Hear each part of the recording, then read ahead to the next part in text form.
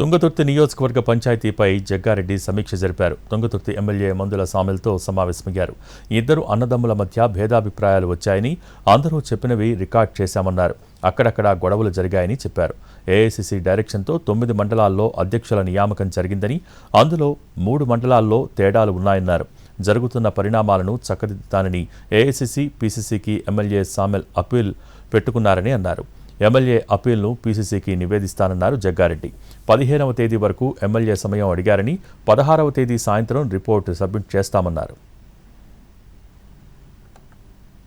Congress MLA Thungathurthi బాధ్యత గల ఎమ్మెల్యేగా వారు ఈ ఏఐసీసీ డైరెక్షన్ సంబంధించింది వారు అప్పీల్ చేసేసారు. ఆయన ఏఐసీసీకి దరఖాస్తు పెట్టేసిండు, మా ద్వారా పెట్టిండు.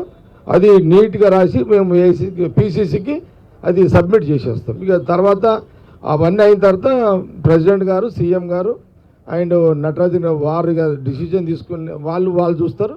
తర్వాత వాళ్ళు డైరెక్ట్గా ఎమ్మెల్యే గారితో మాట్లాడతారు. అలా ఎలా